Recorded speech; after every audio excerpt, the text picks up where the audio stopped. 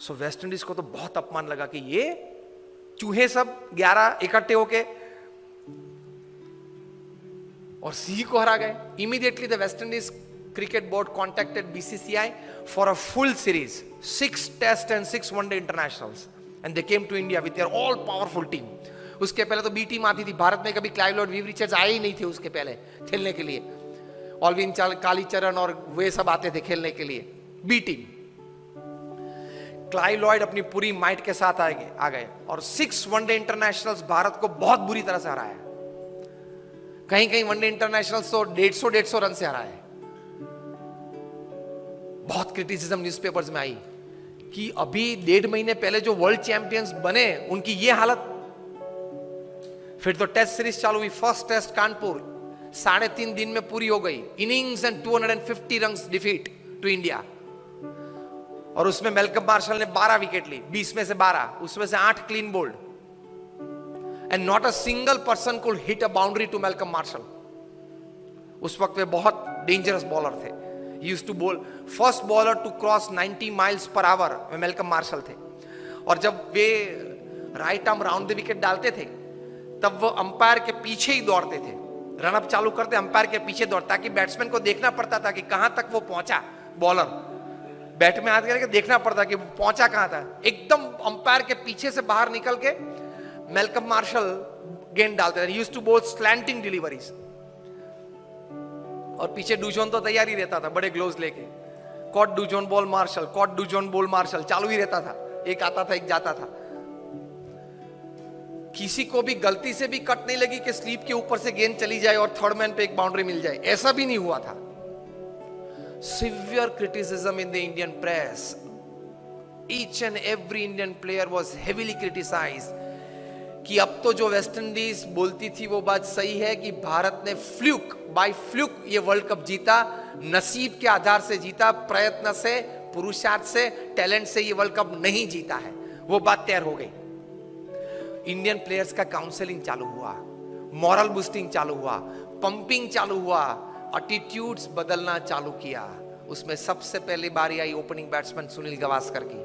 उनका एटीट्यूड बदला कि you have a defensive attitude. You have to change your attitude from defense to attack. If Malcolm Marshall is a great bowler, you are a great batsman. If he can bowl so well, you can bat so well. Gavaskar का attitude change किया because you start the Indian innings. You are the opening bat.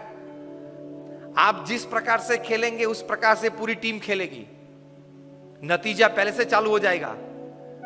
And Gavaskar said what? He was counseled, change your attitude from defense to attack.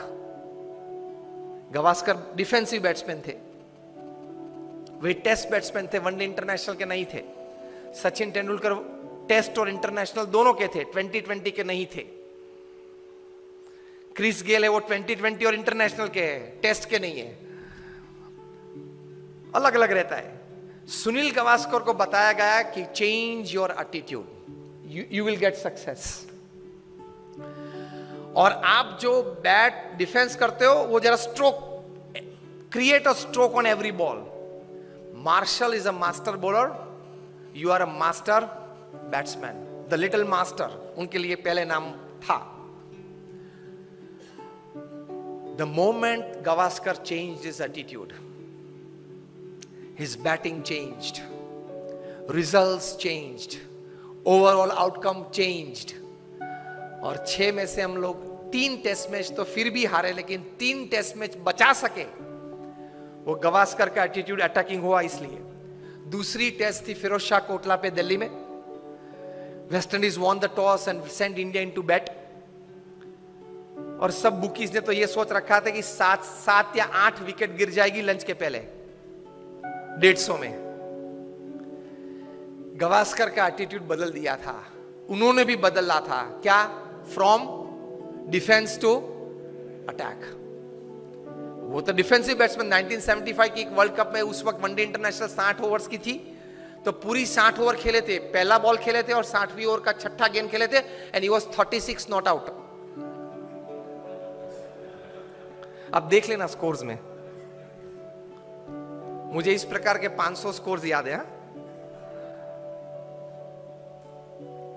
Gavaskar attacked Marshall from day one, from ball one, और पहले ही over में गवास्कर ने 4 चौके मारे।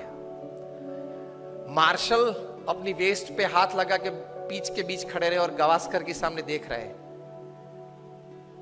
Years later, Marshall would write in his autobiography that from Firoz Shah Kotla's innings, I could see a change in Gavaskar's attitude, and that change in attitude brought out the attacking nature in his batting, and that changed the overall result outcome of the series.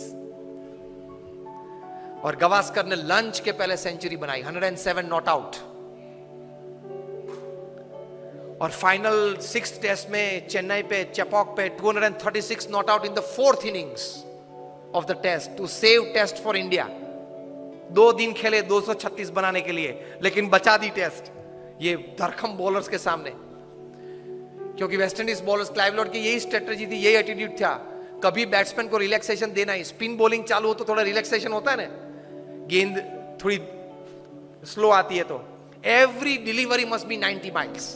Batsman त्रस्त हो जाना चाहिए 1 घंटे में, तो wicket फेंक देना चाहिए, डेस्परेट हो जाना चाहिए। भी उनकी स्ट्रेटजी थी और चली थी, 20 साल तक चली थी। In the last line of the chapter on Gavaskar in his autobiography, Malcolm Marshall wrote, "From that day I came to know about the greatness of Gavaskar to the extent that I can write today." And he writes that it is easy to steal the Taj Mahal from India than to get through the straight defenses of Gavaskar. वो लिखते हैं इस पुस्तक में कि भारत में से अगर ताजमहल चोर के ले जाना है ना तो लेकर सकते हैं, लेकिन गवास्कर का जो स्ट्रेट बेट डिफेंस है उसको तोड़ना बहुत डिफिकल्ट है।